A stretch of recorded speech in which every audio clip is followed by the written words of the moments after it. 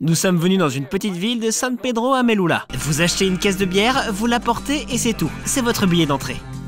En disant MUX, nous incluons presque tous ces éléments d'orientation. Paye de l'argent pour l'interview ou paye en nature. Moi, je n'ai pas de pantalon, même celui de femme. Y es ahí donde el presidente municipal le da un beso. Alors je me suis fait prendre. Nous sommes venus ici pour vous raconter une histoire absolument folle et incroyable qui est liée à cette ville. En bref, ce sont le christianisme, l'islam, la colonisation de l'Amérique, les guerres entre les musulmans et les chrétiens, les traditions des peuples autochtones qui se sont mêlées ici. Et tout cela est fini parce que le maire de cette ville épouse la femelle crocodile chaque année. Comment est-ce que tout cela est arrivé? Qu'est-ce que tout cela signifie? Et pourquoi les locaux font-ils ça? Bon, ils vont tout vous raconter eux-mêmes.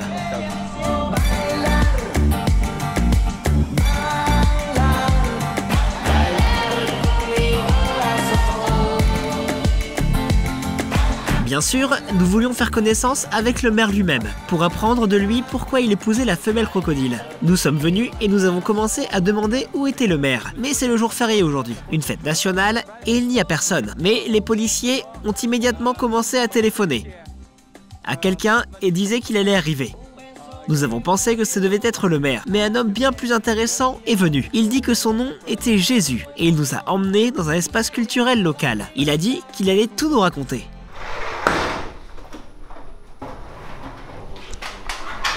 Wow. Tenemos tambores, tenemos caballitos, tenemos nuestra estrella, tenemos muchas cosas hermosas, tenemos...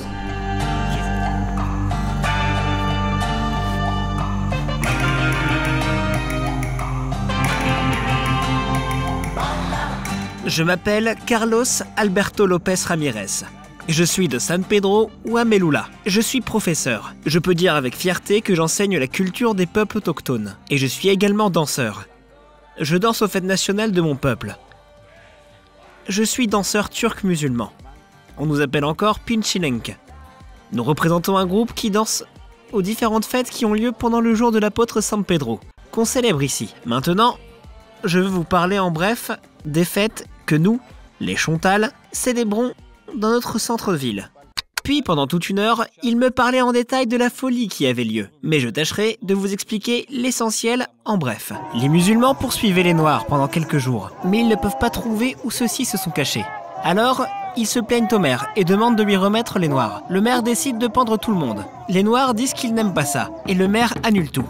Au lieu de ça, il met des Turcs musulmans en prison. Mais à ce moment, le capitaine des Turcs, le roi Mohamed, arrive et il promet de détruire ce village. Le maire comprend tout bien, et c'est pourquoi il libère les Turcs et ordonne de pendre les Noirs. Les musulmans proposent au maire de conclure une alliance stratégique. Et pour cela, il épouse la femelle crocodile, c'est-à-dire la princesse des musulmans. Mais les Turcs ne tiennent pas leur parole. Et malgré les accords, font venir une autre armée de soldats et tentent de s'emparer des terres locales. Mais c'est Dieu qui est avec les locaux. Et avec son aide et des bâtons en bois, ils battent l'armée musulmane et les convertissent au christianisme. Je ne suis pas sûr que vous ayez compris quelque chose. Moi non plus, mais la chose la plus importante est que le mariage entre le maire et la femelle crocodile se poursuit encore aujourd'hui, chaque année. Je vais prendre celle avec le respect maximal aux Noirs, car ils sont très jaloux. C'est une petite Boniface, la princesse des Noirs. On l'a estropiée, on lui a coupé les bras. Pour la fête, on l'habille, même décorée. Oh, celle-ci ou une autre? Oui, celle-ci. Voilà des tambours. Chicante, si l'on parle en chontal.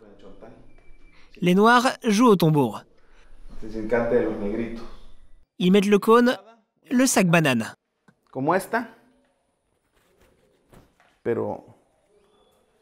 J'en ai toujours sur moi. Il sert de bouclier pour se protéger. D'habitude, le pantalon est noir. Je vais vous montrer à quoi cela ressemble. Un peu chaud. Il y a une clochette ici.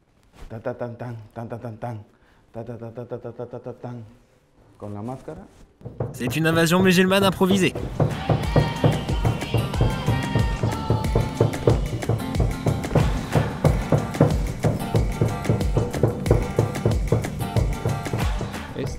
Et cette langue locale, Est-ce que tout le monde la parle ou non? Mais non, on l'oublie peu à peu. Elle est très compliquée et il est difficile de la parler. On peut dire facilement les mots individuels, mais entretenir une conversation, c'est quelque chose d'impossible. Le chontal est en voie de disparition.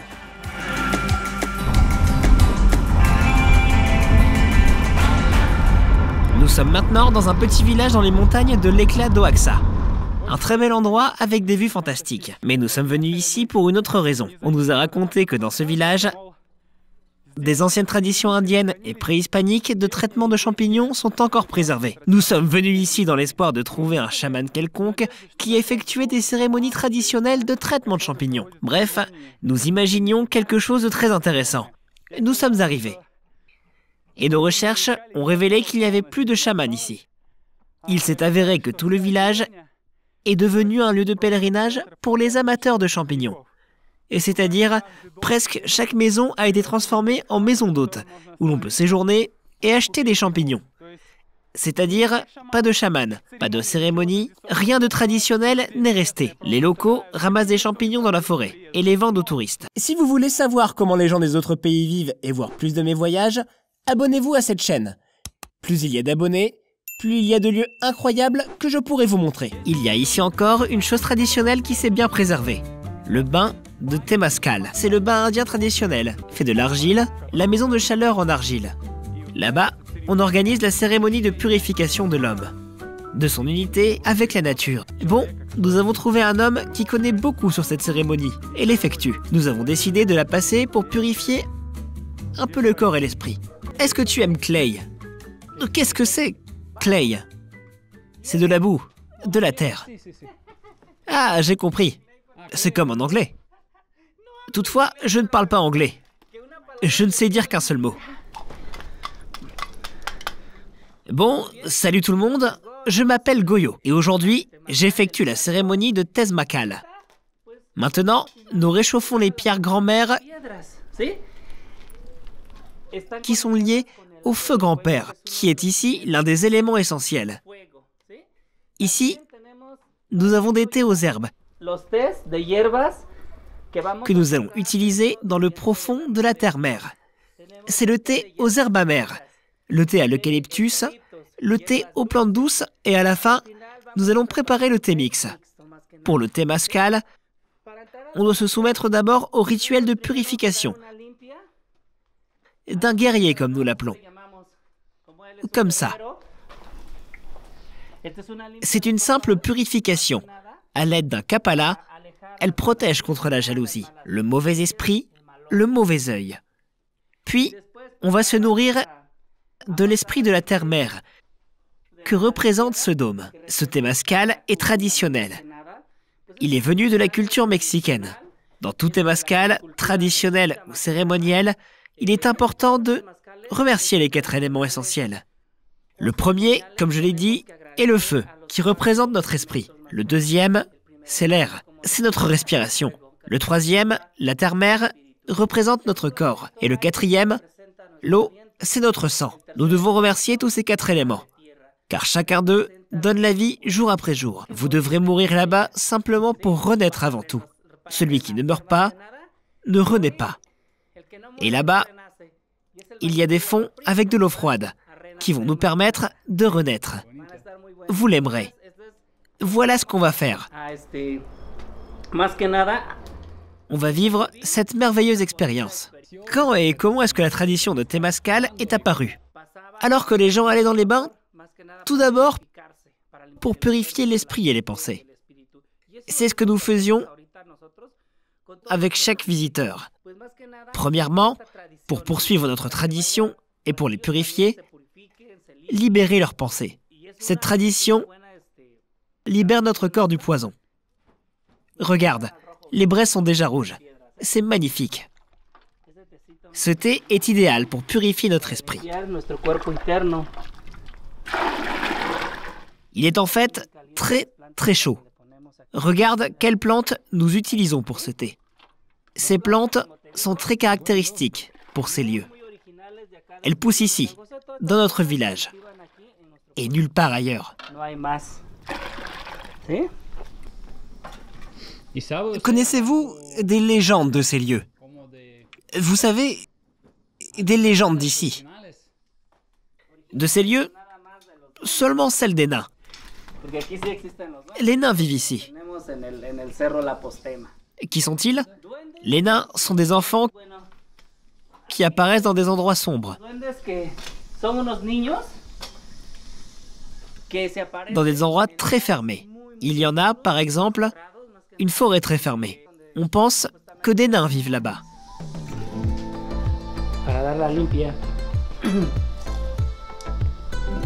Pour le rituel de purification, il faut d'abord purifier le profond de terre-mère. Avec sa permission, bien sûr, pour pouvoir y entrer.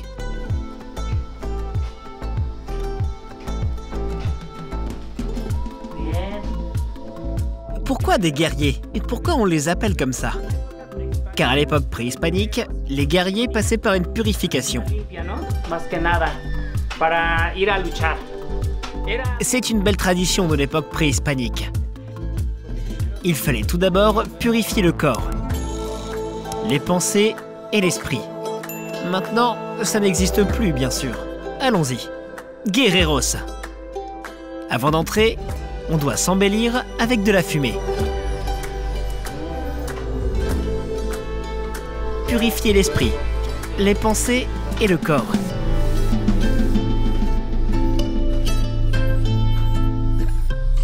Tourne-toi.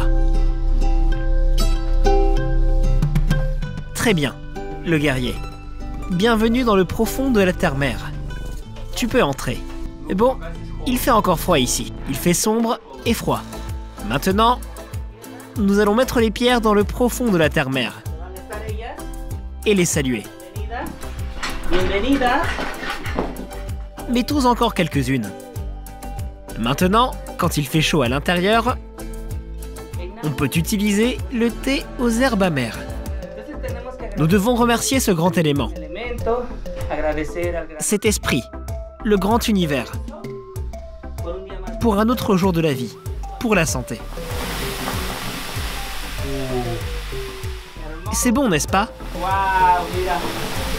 Quelle belle médecine! Et la guérison. Vous allez passer environ 80 minutes dans le profond de la terre-mère. Environ. Il a dit qu'il valait mieux rester nu, car comme il l'avait déjà dit, le Temazcal symbolise le ventre de la terre-mère, dont il est fait. C'est notre mère, et nous nous trouvons maintenant dans son ventre. C'est pourquoi nous devons être nus, car le fœtus est toujours nu à l'intérieur de sa mère. Traditionnellement, au Temazcal, les hommes et les femmes effectuaient cette cérémonie ensemble, restaient nus, ensemble encore à l'époque préhispanique. Mais lorsque les Espagnols sont venus, ils ont interdit cela. Ils ont interdit cela, car du point de vue du catholicisme, c'était du péché. Je me sens très bien. Je me trouve dans ce ventre en argile, couvert d'argile, et je me sens un tout avec la terre. Il n'y a presque pas de lumière, seulement une petite fenêtre. Et on se sent perdu. On ne comprend pas si l'on est sous la terre ou sur la terre. Et ce qui se passe, on se plonge dans une sorte de chaleur infinie. Est-elle froide? Pas tellement. Assieds-toi. Eh bien, assieds-toi. Et bon, la transformation. En qui est-ce qu'on se transforme?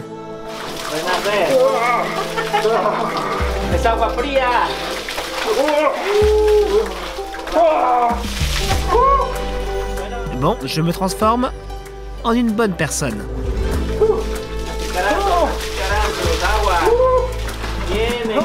Bon, dans un endroit comme ça, nous n'avons pas réussi à trouver ce que nous voulions. Bien que nous ayons trouvé des expériences assez intéressantes, mais pour le dessert, nous avons trouvé une autre belle tradition au sud du Mexique.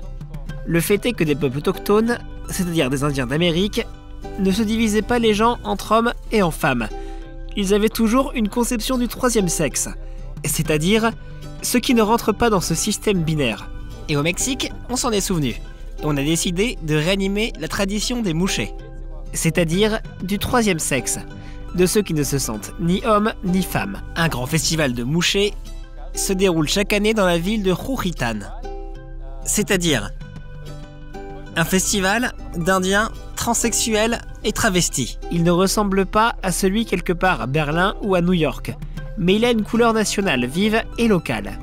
Bon, vous allez voir vous-même à quel point cet événement est intéressant et étrange.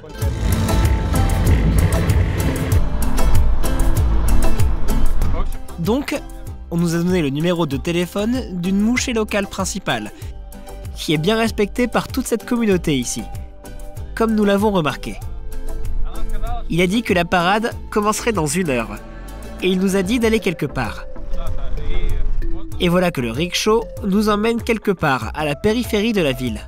Dans l'hôtel, on nous a prévenu d'être prudents, car ça pouvait être dangereux là-bas. On nous a donné le numéro de téléphone et a dit que nous pouvions téléphoner à tout moment et on viendrait nous chercher. Donc, je suis bien intrigué par où nous allons et ce qui nous attend.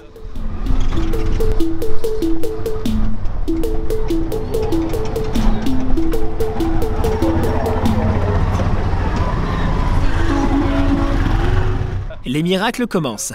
J'ai demandé au conducteur du rickshaw combien je devais payer, mais il a souri et il a dit que je ne lui devais rien. Écoute, j'espère que ce soit amusant.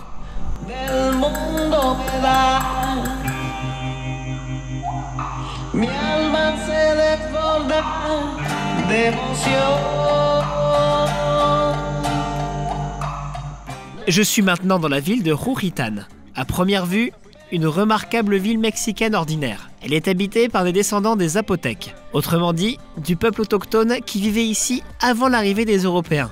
On peut même dire que la ville est habitée par les Indiens du Mexique. La population est à peu près de 70 000 personnes. Ce n'est pas beaucoup, mais sur ces 70 000, environ 1 millier ne se considèrent ni comme des hommes, ni comme des femmes. Ils s'appellent le troisième sexe. Ils ont un mot spécial pour ça, des mouchés. Chaque année, un festival consacré à ce troisième sexe se déroule dans cette ville, des MUX.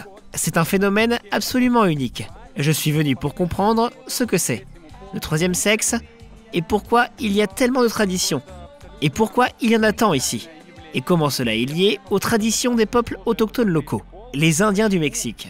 Allons-y.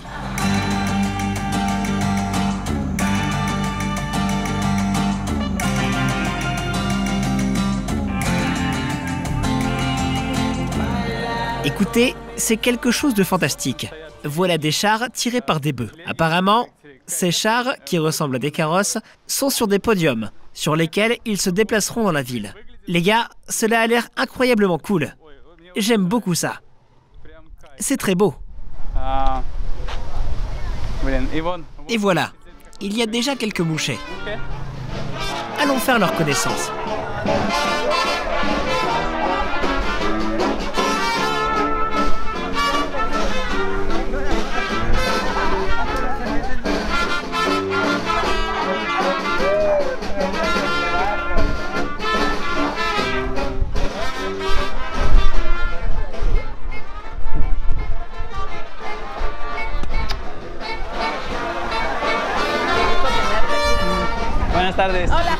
Je peux te parler de Oaxaca. Oaxaca, c'est mon amour. Ce sont les traditions, la culture. Dans Oaxaca, on ne peut que savourer la nourriture, la communication, faire plaisir à ses yeux, à sa bouche, à son ventre et à son cœur, à tous. Hola, mi vida. Bienvenue. Faites-vous plaisir au maximum. Apprenez au maximum. Embrassez-vous au maximum. Mangez au maximum. Ne dormez pas du tout. Les gens se rassemblent déjà dans la rue, principalement des enfants. Car des mouchés vont distribuer des cadeaux à tous les habitants de la ville. Et tout le monde s'en réjouit. Les enfants attendent avec impatience.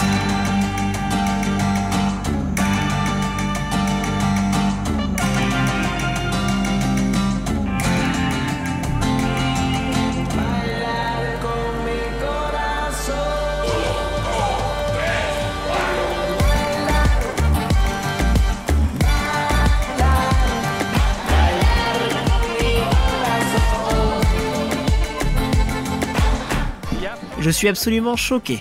C'est fantastique. C'est essentiellement une parade de la fierté LGBT.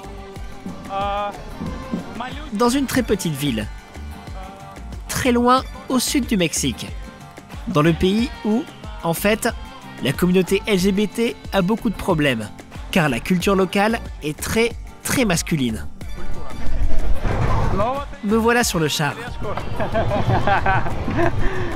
Il me semble que c'est plus cool qu'à Rio de Janeiro, les gars. C'est bien réel. Tout simplement fantastique.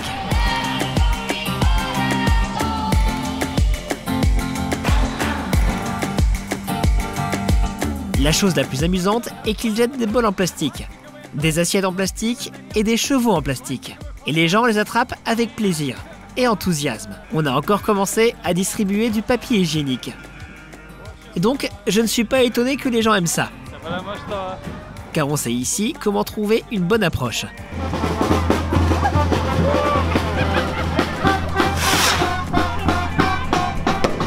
Alors je me suis fait prendre.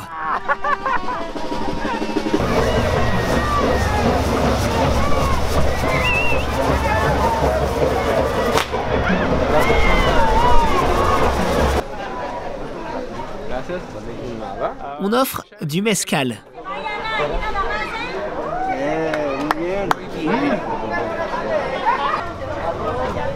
¿Otro más tú también quieres? Bueno, ¿qué es el precio? Agua de las 2,000 pesos. O cuerpo. Pero es doble cuerpo, ¿eh? Doble. Sí, hay dos. Donc, les gars, c'est comme ça que j'obtiens les interviews. On me dit de payer de l'argent pour l'interview ou de payer en nature. Je vais renoncer à payer en nature et on me demande de payer avec au moins la langue. Je refuse. Les MUX, au sein de la classification internationale que nous sommes tenus d'utiliser, fait partie de la communauté LGBTQ+. En disant « MUXES », nous incluons presque tous ces éléments d'orientation, sauf les lesbiennes. Mais maintenant, nous parlons de notre identification culturelle, de l'orientation parmi le peuple indien.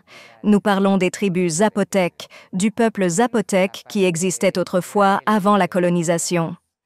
Quelle est la bonne façon de prononcer ce mot? Musi. Mouché. Qu'est-ce que cela signifie? Le troisième sexe. Ce sont des gens qui sont nés biologiquement de sexe masculin, mais dont la vie sociale, familiale et comportementale est celle d'une femme. Ils se comportent et vivent absolument comme des femmes, bien qu'ils soient non des hommes de naissance. Est-ce que cela est lié de quelque manière avec des traditions indiennes? Ou non? Oui, car l'existence des MUX correspond aux connaissances sur l'apparition de l'homme. Et quel pronom est correct lorsqu'on parle à un mouché? Il faut le demander respectueusement aux gens eux-mêmes. Nous utilisons cela du point de vue national et international comme le protocole. La façon dont tu me vois, la façon dont je m'habille, c'est l'expression de mon sexe. La façon dont tu me vois, la façon dont je m'habille, c'est l'expression de mon sexe. Mais en cas de doute, il vaut mieux demander comment appeler la personne, lui ou elle. Au premier lieu, je me sens comme un être humain, comme tout le monde. Je peux être MUX, je peux être une femme trans, je peux être celle qu'on m'appelle. J'ai pas de problème avec cela. Car au bout du compte, ce sont des stéréotypes imposés par la société. La seule chose que je peux vous dire avec sûreté, c'est que je suis du troisième sexe. Je ne suis ni homme ni femme. Comment avez-vous compris que vous étiez un mouché? Je pense que nous le comprenons dans l'enfance lorsque nous remarquons les traits qui nous diffèrent des autres. Il y a 40 ans, ou même plus, quand nous ne savions pas à qui nous adresser, à qui demander. Ce qu'on appelle maintenant une brimade était une chose habituelle pour nous. Elle nous poursuivait dans la famille, dans la société, aussi bien que dans l'environnement d'enseignement. Alors, nous devions apprendre à nous défendre. Dès mon enfance, j'ai remarqué que les choses féminines m'attirent. Les vêtements de mes sœurs, les jeux avec des poupées, je ne me sentais pas comme un homme, plutôt comme une personne différente. On remarque tout ça depuis la plus petite enfance. Quelle est la position des mouchés dans la famille? Est-ce qu'on te traite comme une fille, un fils ou bien autrement? On nous traite comme une fille ou comme un fils d'un type particulier. Si la mère dit « ma fille, viens ici » ou « mon fils, viens ici », on vient, en tout cas. On nous traite bien, indépendamment de cela, car nous sommes leurs enfants. Tout n'est pas parfait, mais ceux d'entre nous qui étaient acceptés vivent vraiment dans le paradis avec leurs proches. Mais au début, mes relations avec la famille étaient compliquées, car il était évident qu'ils ne pouvaient pas accepter cela. Mais je sens que le problème est l'atteinte aux droits et aux libertés de l'homme qui existent toujours, comme si la famille ne veut pas que tu souffres. C'est pourquoi il vaut vraiment essayer. Mais maintenant, ils m'aiment et je les aime également. Et vice-versa, l'acceptation et l'harmonie. Mais au début, c'était bien difficile. Bon, je travaillais sur ce problème avec ma famille quand je suis devenue un peu plus âgée. À un certain moment, mon père m'a dit qu'il ne le comprenait pas, mais qu'il essayait de comprendre. Ce n'était pas l'acceptation complète. Avec ma mère, c'était une autre chose, je crois. Mes frères ne me disent rien et ils ne doivent rien me dire. Si je ne le permettais pas quand j'étais jeune, je ne le permettrai certainement pas maintenant. Les familles sont fières d'avoir un proche MUX.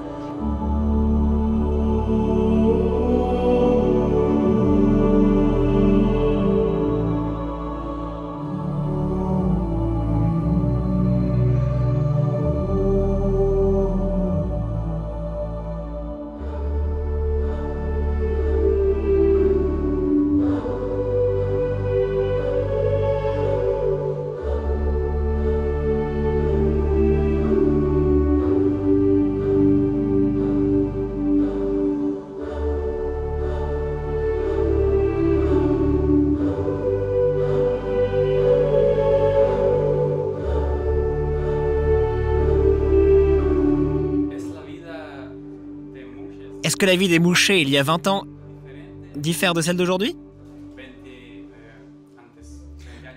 Bien sûr que oui. Il y a eu beaucoup de développement au fil des années. Il y a 20 ans, on pouvait facilement m'arrêter pour le make-up sur mes yeux. On pouvait m'insulter. Comment avez-vous compris que vous étiez un MUX? À un certain moment, le mot « MUX » était même utilisé comme un stigmate, comme le moyen d'atteinte au droit, comme une insulte. Mais autrefois, c'était inacceptable du point de vue social. On le cachait. Dans les années 20, on les torturait, mutilait, harcelait, poursuivait. C'était quelque chose d'horrible. Auparavant, Viella ne comptait que 10 personnes. C'était quelque chose de très petit, car avant, on ne permettait particulièrement pas d'organiser de si grandes fêtes. À l'époque, l'atteinte aux droits et la violence avaient lieu. Certainement, car les gens étaient en colère du fait que des MUX se réunissaient. Mais de nos jours, l'histoire de Viella a bien changé. Cette année, nous attendons près de 8000 personnes. Imaginez l'ampleur, c'est la plus grande Viella du monde, car elle est internationale. Mais outre cela, elle est tout à fait ouverte pour des muses. Moi, je n'ai pas de pantalon pareil à celui que tu as, même celui de femme. Je ne le veux pas, je ne le porterai plus et je ne veux pas les porter. Ma garde-robe se compose de jupes, de robes, de costumes nationaux et j'en suis fière. Est-ce que des mouchés épousent des hommes ou des femmes? Ou comment? Oui, des hommes. Des MUX épousent des hommes. Moi, Mélissa, j'épouserai un homme, mais pas un MUX car je n'aime pas les MUX. C'est-à-dire, les gens se marient? Oui, on peut épouser un homme lorsqu'on le souhaite, bien sûr. Nous sommes venus dans l'endroit où la fête principale de ce festival aura lieu. Et en chemin, je croyais, à vrai dire, que ce serait une sorte de petit club où tout le monde viendrait boire, danser, s'embrasser. Et c'est tout. Et nous sommes venus ici et nous avons trouvé un immense site de festival, je dirais. D'une ampleur vraiment incroyable. C'est très intéressant ce qui va se passer. C'est vraiment très cool. J'ai demandé s'il fallait acheter des billets pour assister à la fête ou bien avoir une invitation pour une chose pareille. La reine m'a dit que les hommes devaient acheter une caisse de bière et la porter comme billet. Et c'est tout.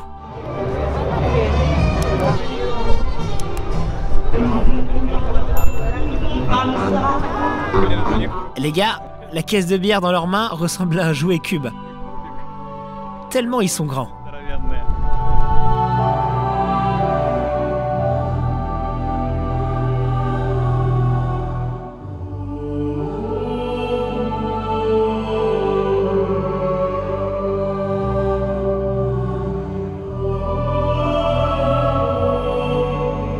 Eh bien, voilà des folles traditions mexicaines.